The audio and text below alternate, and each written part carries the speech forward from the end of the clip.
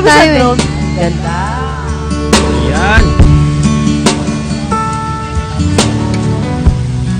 Ayan na nga, in fairness. Saan sila napunta? Kanina nandito lang sila Oo eh. nga eh, parang sabi ko nga kanina, parang ang bilis nilang umalis dito sa tabi natin. Guys, makikita nyo naman talaga.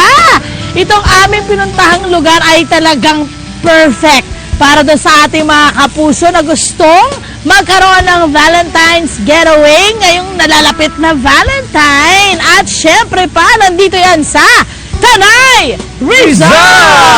Yes, Ate Love. Para sa kanilang Valentine's gimmick, meron sila ditong hugot walk kung saan may mga puso na banners at merong mga nakalagay na, alam mo na, hugot. Mga hugot lang. Yes. So, try yan. Itong Basahin nakalagay natin. ito.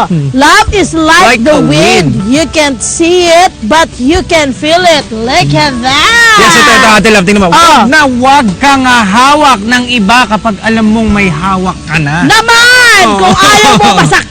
Diba? At syempre pa, ito pa. Love doesn't need to be perfect. It just need to be true. True!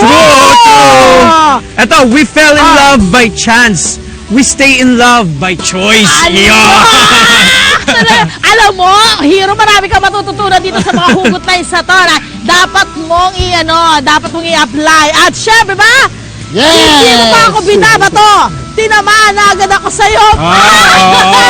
Yan, mga pick-up lines rin pala to eh. Okay, at syempre ngayon, si Arnold ay swerteng-swerte.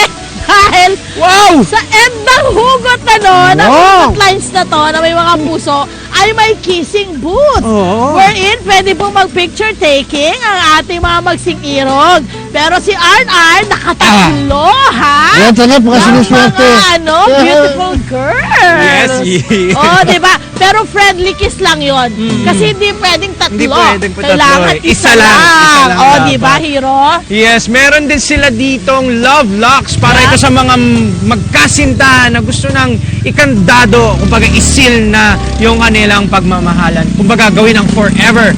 Dapat. Ayan. Kung mahilig naman po ang mga kapuso natin sa pelikula, I love this!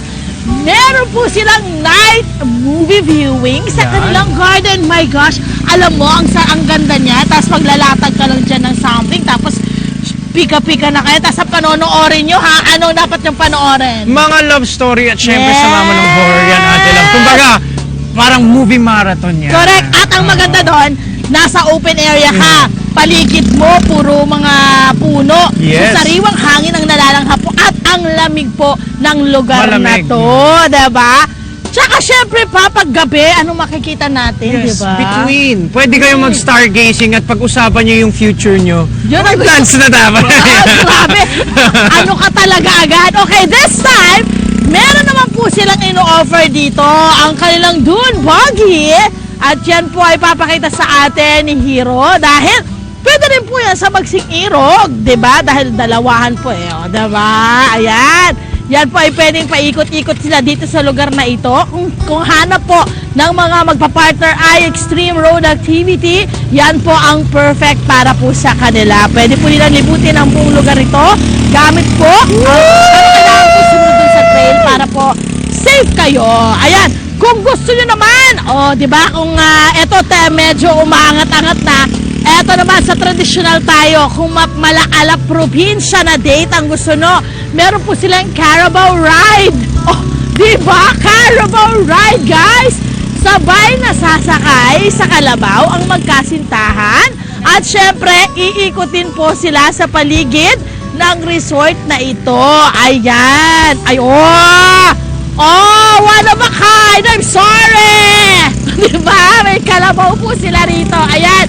At syempre pa mga puso, para sa marami pang gimmick at lalo pang mag-alab ang inyong mga pag-ibig.